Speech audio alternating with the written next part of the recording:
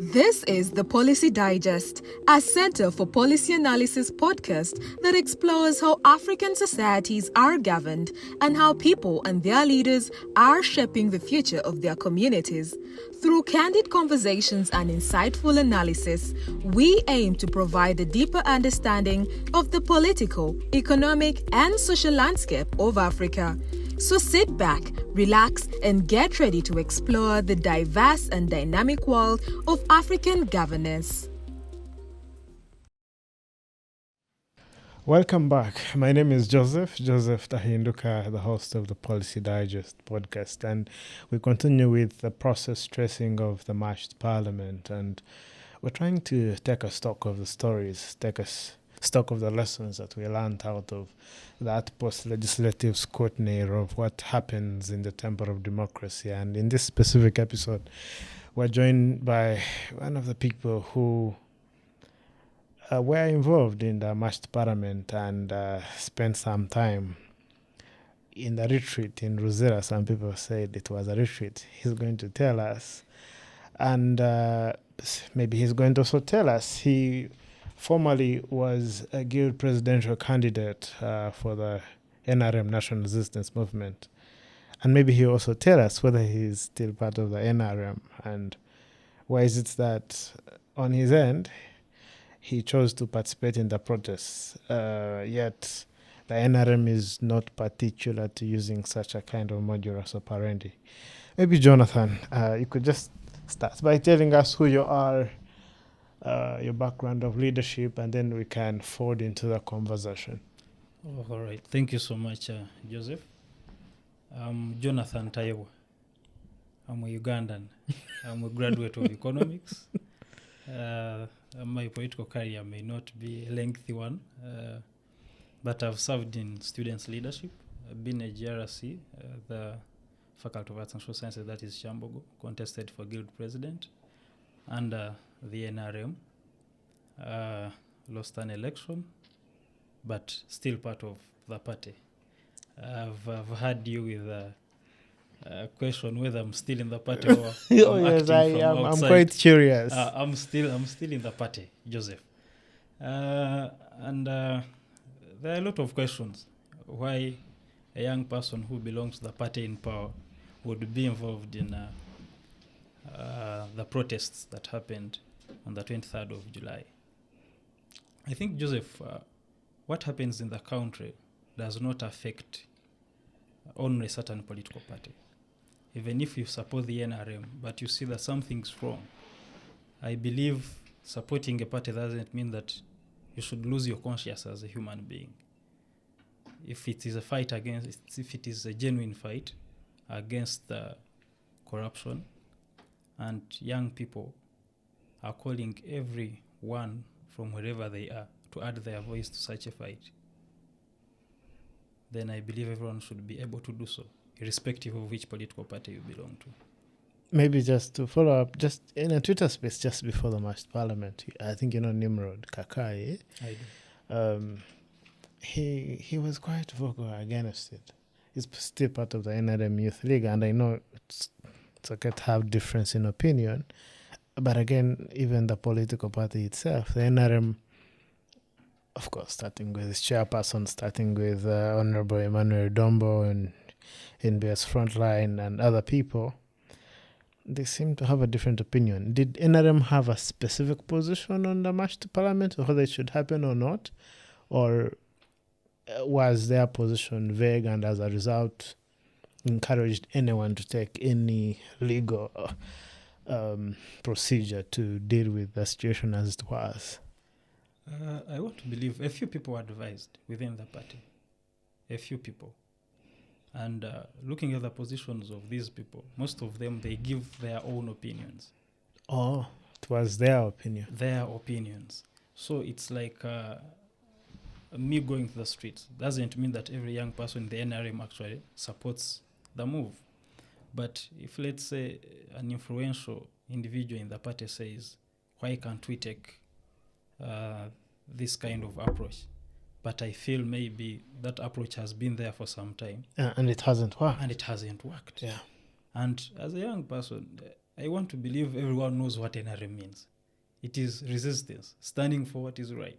The R is still in the acronym. It hasn't left. Yes. Yeah. Standing for what is right. So being part of this party doesn't take away the fact that there is something going on in the country, and as a young person who belongs to this party, I have a conscience, I have a mind, and I'm affected by everything that affects all other young people in this country. You see, Joseph, I met young people on the street, and then after being arrested, people that I had never met in my life, but all had the same thing, at least their reasons for going to the streets. We're not about party. Very We're not genuine about reasons. tribe. And I told my friend, I don't know whether you know Ezra Byakutangaza. I saw you on Parliament Avenue with Yes. them just shortly after the first group had Yes, been yes, arrested. yes, yes. You see, we were discussing before. We said, if this move is genuinely for young people against corruption, then we are moving in. If there is another agenda behind this, we are not going to be part of this. We gathered information. There was no opposition political leader in this move who maybe owned it up. All the influential people that you know in this country who have owned these hands moves off, yes. for so much time, they Dr. went anywhere. Besigye, They went anywhere. Bobby Wine. They went anywhere. We met young people who left their jobs. Some have jobs, the people who were arrested on 23rd. We met young people, graduates. We sat. You see, I think we are going to have a lengthy conversation today maybe, because there are a lot of things that happened after being arrested. A lot of conversations that these people, young people had, that if you had a chance to be part of these conversations, Joseph, you would be amazed. I hear you. And maybe just try to walk us through why, at what point you said, okay, there are risks involved, and I'm still going to go to the streets, especially now that you're in the NRM, and I'm going to perhaps also ask about that. There must be some opposition to the idea that people in the NRM were themselves involved in the march, right? Yeah. So at what point in time did you say, there are risks involved, but I'm going to do the action nevertheless? Now, I won't lie that maybe I took a lot of time making a decision. Okay. Because it was something clear. Oh, it did From the need a lot beginning, of time. From the start, it was something clear. These are young people not identifying with any political party or any organization. But what we had in common was that we are young people. And the other thing was that we are fighting against corruption. And it exists, it's there. It's eating up the country. Yeah, very visible. That was enough for me and any other person who belonged to a different political party maybe didn't, because previously these such causes have been politicized and maybe they tag them on opposition. Oh, yes, yeah. So I looked at it and I was like, no, this is genuine. So anyone who wants to target on the opposition or on any other political party, then NRM must be there. Oh, yes, I realized when I saw Israel was a part of the Yes. NRM, right? Yes. It created the whole balance of this is partyless. This Yes. is not a creation of the national unity platform. I belong FDC. to the National Resistance Movement. The chairman of this party is the president of this country. That's true.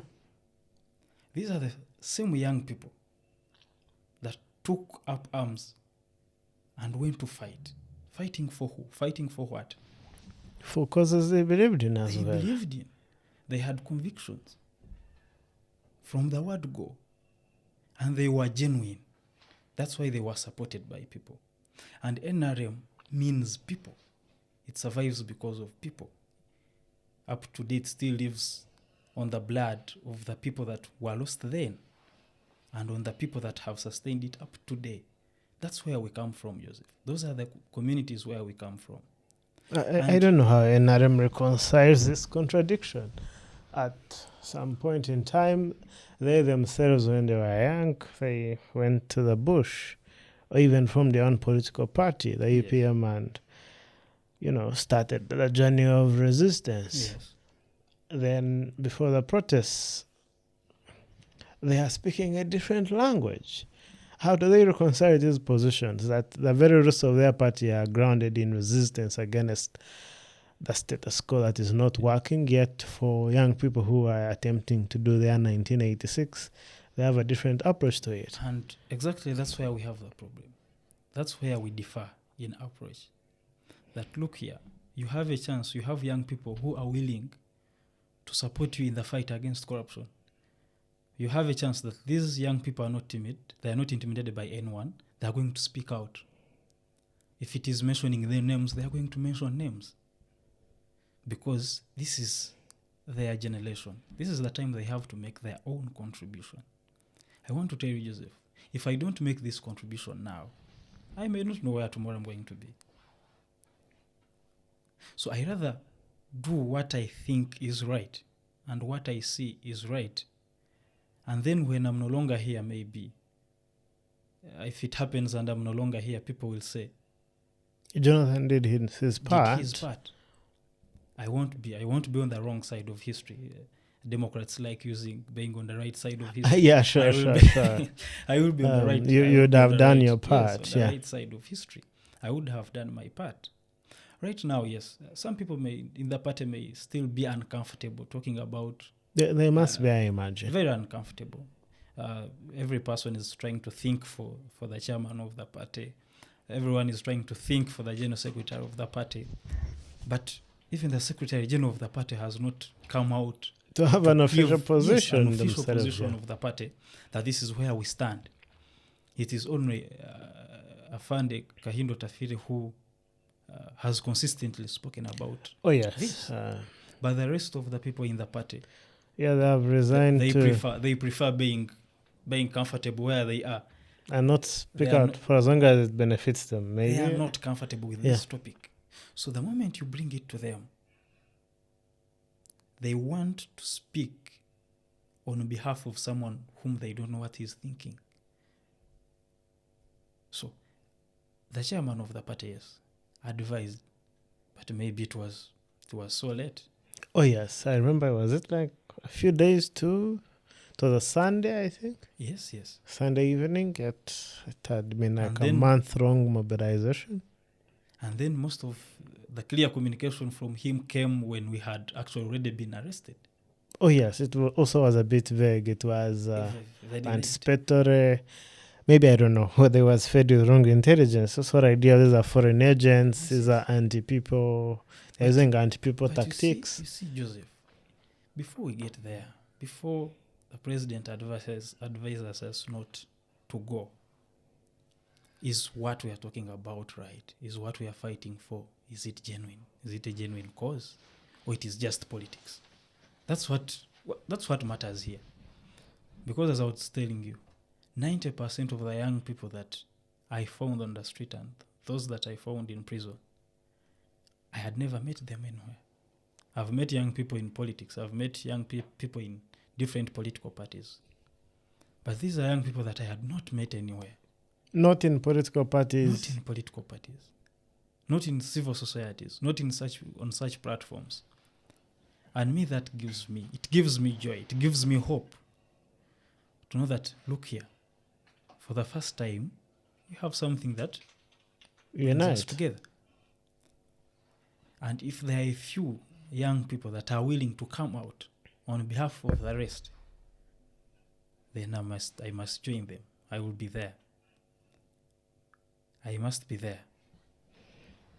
You see, just as fear, I don't know if it's me who believes so, but just as fear, I want to believe that courage is as well contagious.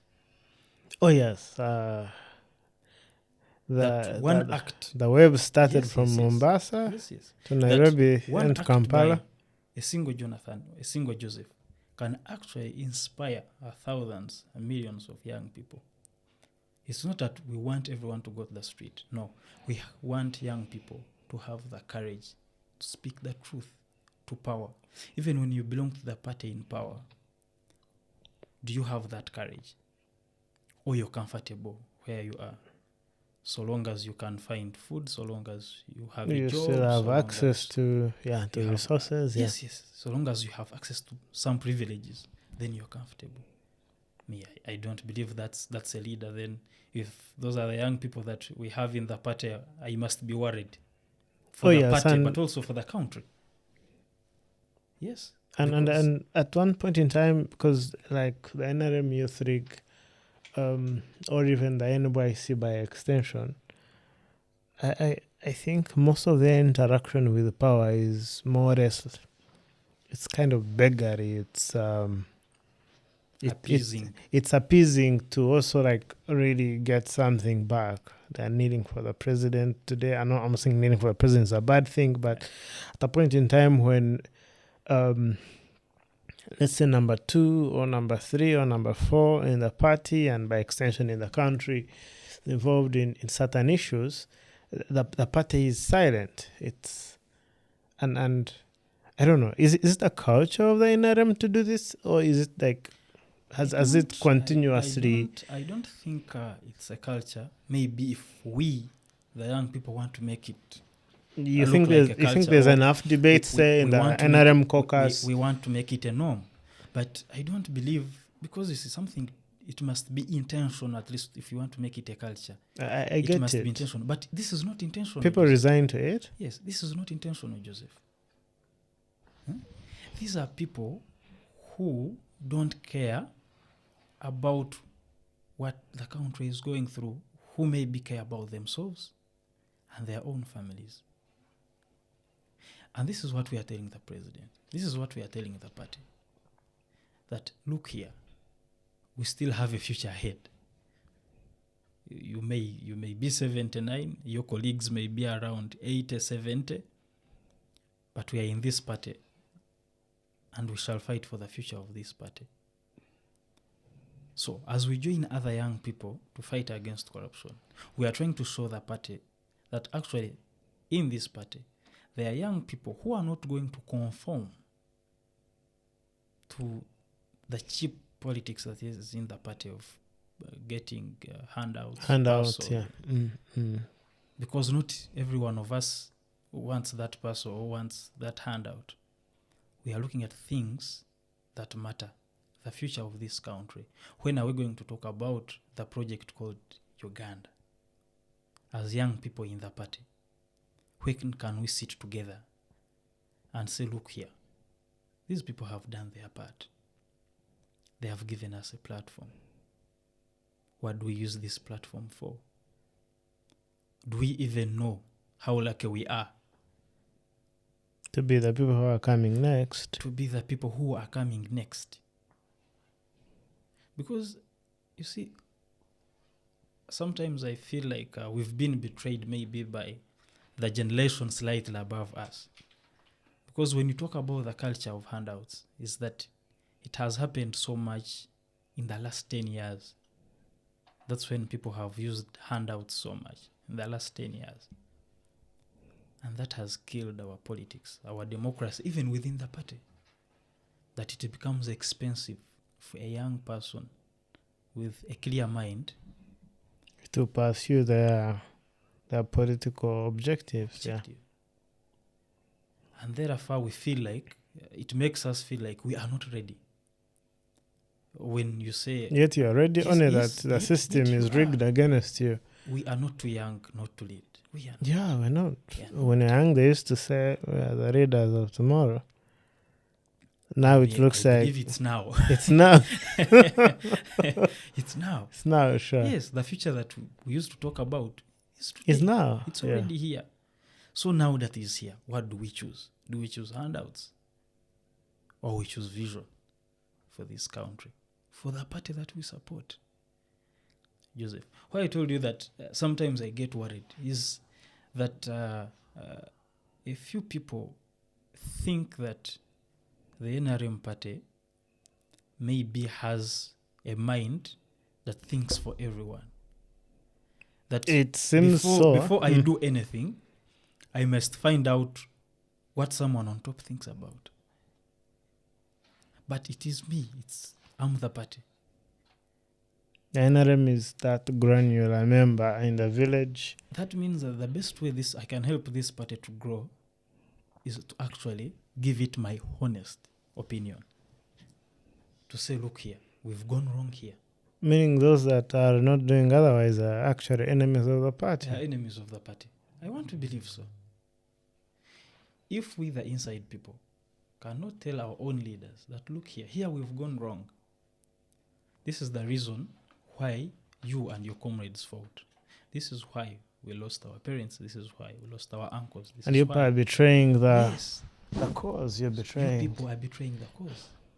Your actions. There was blood shed. And whatever you're doing doesn't reflect anything. For the case of 1986. Jonathan, and I think that's important because on every Heroes Day every year, there's this commemoration of a lot was lost. And I think even President Museveni, in every speech, he wants to remind Ugandans that there was a lot that was lost. And yet, the people who are now in charge of this project called Uganda, I think they have lost touch of that reality. And maybe in the next segment, let's try and recontextualize how maybe the conscientized minds within the NRM Youth League, what they're going to do to ensure that the new generation understands, just like Franz Fanon said, that each generation must find their mission and either uphold it or betray it. You are listening to the Policy Digest, a Center for Policy Analysis podcast that explores how African societies are governed and how people and their leaders are shaping the future of their communities. So, Jonathan, you wake up on the 23rd of July and you say, today is the day the Lord has made. I'm going to sacrifice myself as a sacrificial lamb. Exactly. How did you even get into the Central Business District? There were, I don't know, I'm told there were so many colors of the army, you could not tell which one is which. Now, that day, because on the previous evening, I knew I would march. Oh. I knew I would march. No doubts in your head? No doubts. And then I saw everyone was posting about the deployment. Everyone saw the deployment. But I felt like I had made my decision. Got out of my house, told my brothers, guys, be ready with what is. Anytime, they will either call you that they have taken us to prison, or maybe anything worse has happened. But they know who I am. At least they know that the moment I've made a decision that I'm doing something and I feel it's right, no one can stop me. So left, called a few friends. We met, planned, left them with everything that I had in my pockets. I said, what comes next, only God knows. But I was convinced because I knew I was doing it for the right cause. You see, there is nothing that is as good as doing something out of your conviction, Joseph. Your clear conscience. Yeah. Yes. You know I'm doing this.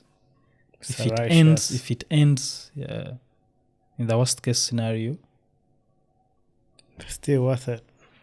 I'm okay with it. And I left. Must be hard. There must have been some people who told you, come on, Jonathan, you still have what do they normally say? A bright life ahead of you. Yeah. You see, some people cannot understand what you're actually even thinking. Look here, Jonathan. You have a job, you're working. What has corruption done to you? Can we to ask? Yes. Such questions. To you. What has corruption Girlfriend has done? nothing on you. Yes. What are you protesting about? You, man, you've gone to school. You have a job. You're working. Why are you protesting? Oh, but you see, people forget about the bigger picture, sure. Joseph. Is that even if I had the best paying job, but how is my neighbor doing? Because I can't live alone in this country. No one can. And whatever happens to my neighbor, in any way, must come to me. Directly or indirectly. And I think that's what senior lawyer in town I don't says. know. I don't know whether you know. I lost a friend in January to cancer. Angus Nasase. I know Angus. We are together, Chamboko. You know Angus. We solicited for money from each and every person that we knew in this country to take Angus to Turkey. When he would go to Turkey, he would come back when he's a little bit better. But after some time, money was not enough. He had to come back. Went to Mulago, and after a few days, we lost a brother. You see, we would... good thing is he was a strong guy. Very in those strong, areas. Yeah. The last days would have conversations. He had started writing. Everything that he would not tell you, he had written everything. So if most of the times we go have a service at his home with his mom on Sundays, and he would tell you. Good thing is that he had done everything he had ever thought ever since he was a child. Everything he wanted to do, Angus had done so at the age of 26. Every idea that had ever crossed his mind, he had at least either tried and failed or done it. And he told me that if you wake up one day and you feel that it is only you who can do something, and you feel it is the right time and you're the right person, then do it. You see, I want to believe that it's not only me that maybe has lost a close friend, a close relative.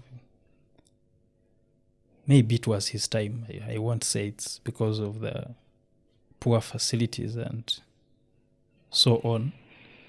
But I also want to believe that maybe he would have had a longer life if he was living in a country with better health facilities. And a country that loses 10 trillion every financial year. Because you see, my generation has been made to believe that everything that we believe a country should be is maybe just utopia. It doesn't exist. It's fantasy. They make us believe that having good roads, having good hospitals, having a working democracy, having working systems, it's fantasy. It cannot exist. Then they compare us to they can compare to other countries that have developed but still have maybe a few problems, a few linkages here and there. But me, what I see is that this is where my generation should be looking. We should have a vision that these people don't have, because we've lived in the times where they cannot relate. We've lived in a totally different... We are living in totally different generations. What I understand, yes, you see, I believe there are old people who understand or who know things better than us. But there are small things that we understand and relate to that they can't.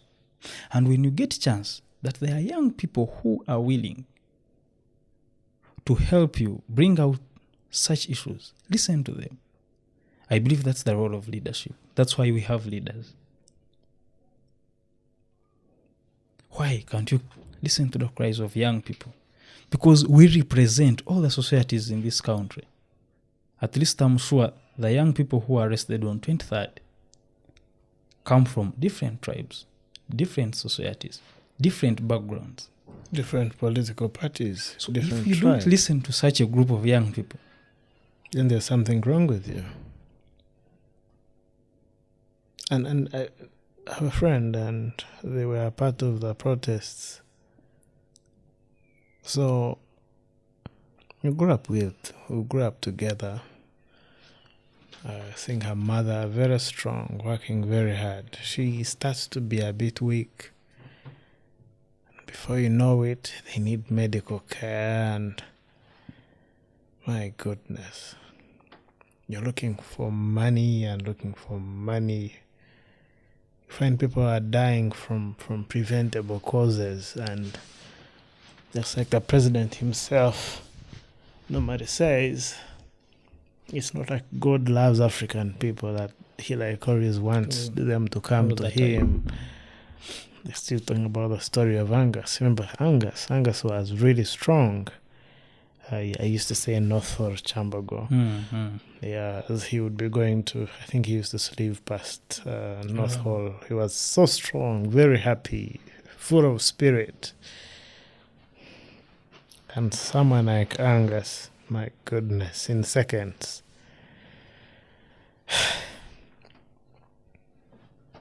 So I think we have to share in the pain of everyone, and I think, like you said, I think it's beyond. I'm not facing the problem, so let me not get concerned.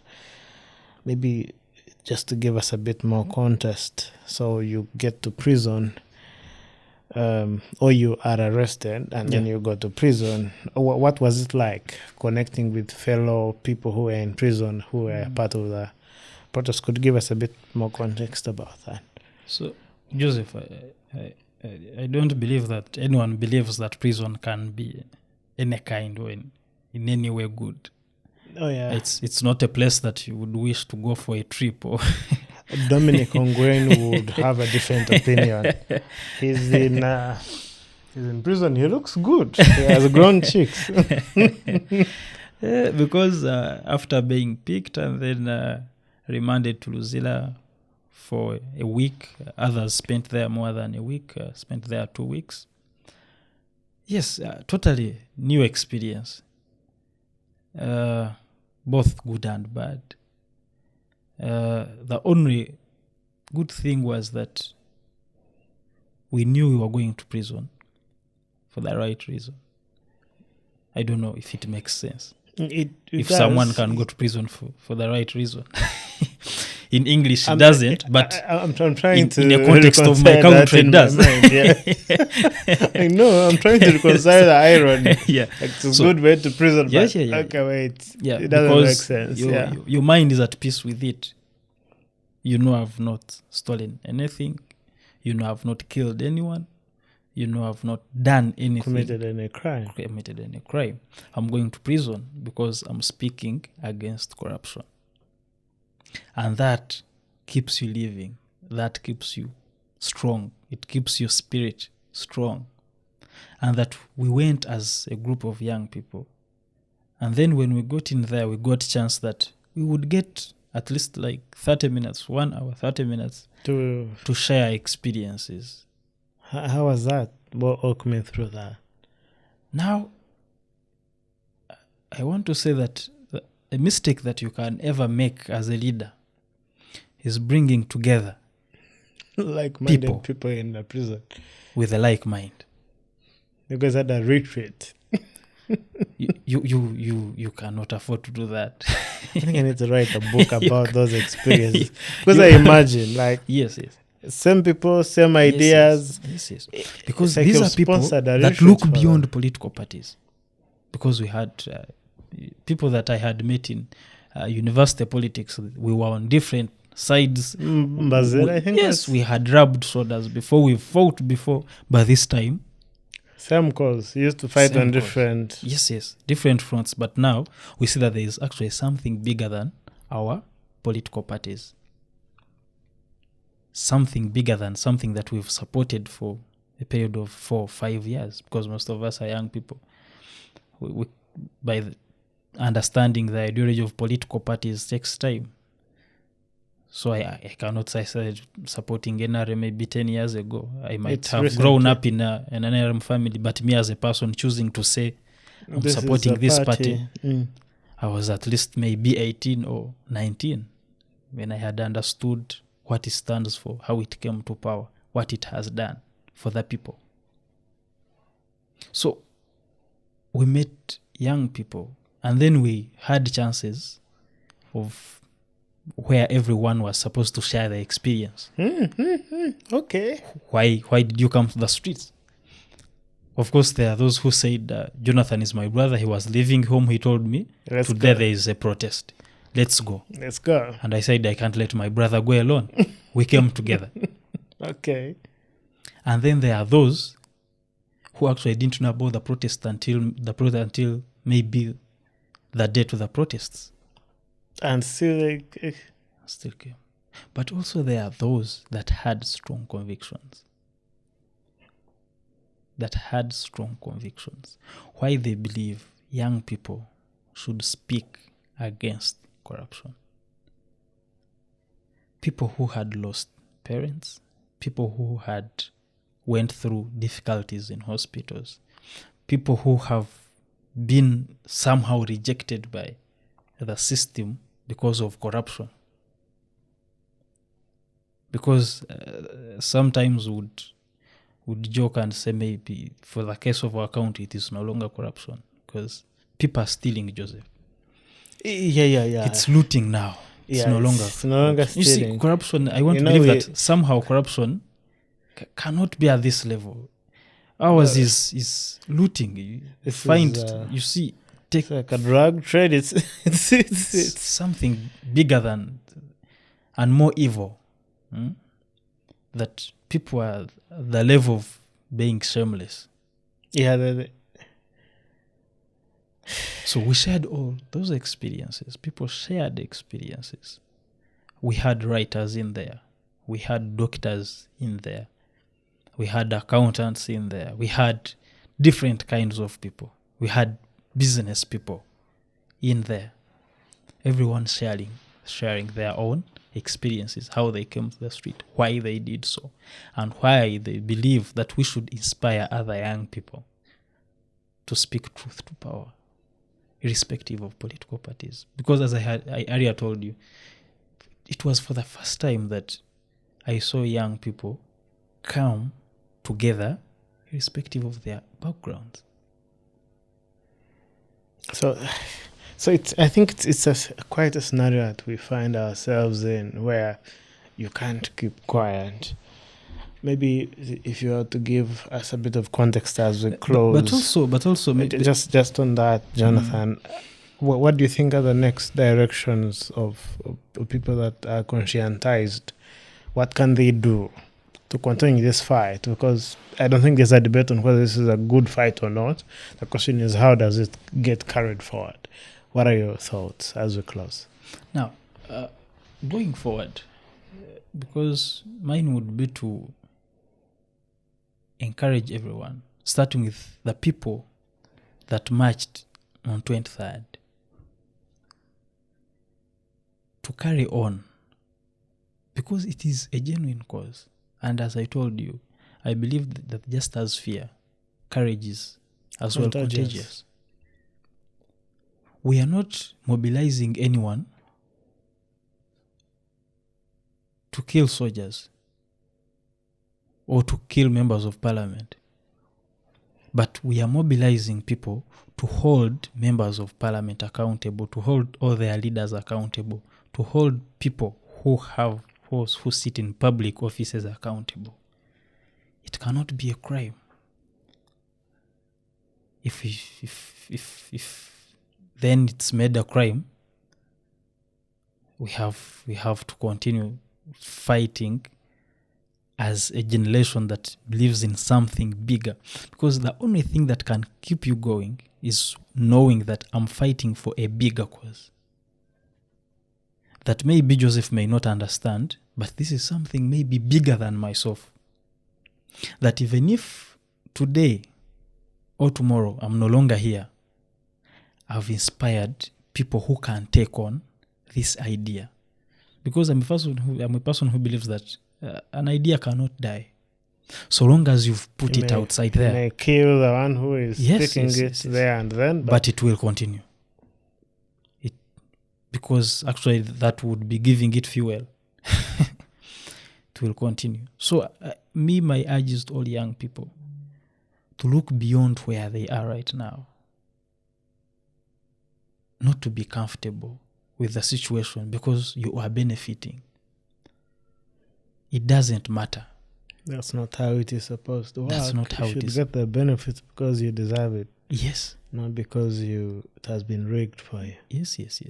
It doesn't matter whether it is your father, whether it is your uncle, whether it is your mother, whether it is a sibling. But if you know this is wrong, she is stealing from people, then call them out. Call the spade a spade. Thank you so much, Jonathan, for joining us on this episode of the Policy Digest. Thank you, Joseph.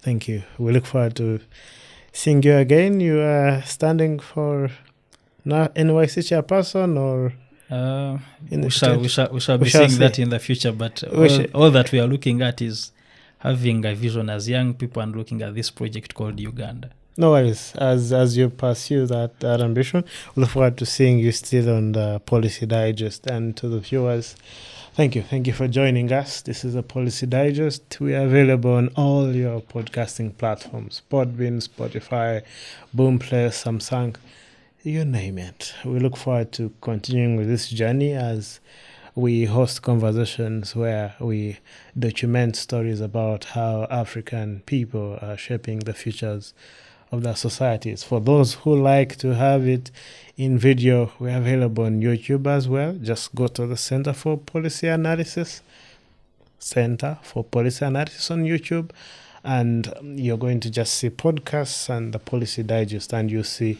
all those series. Remember, the Center for Policy Analysis also has a number of civic technology platforms that are waiting to give you as much information as you need. Remember, for you to participate in your country, in your democracy, you need credible information.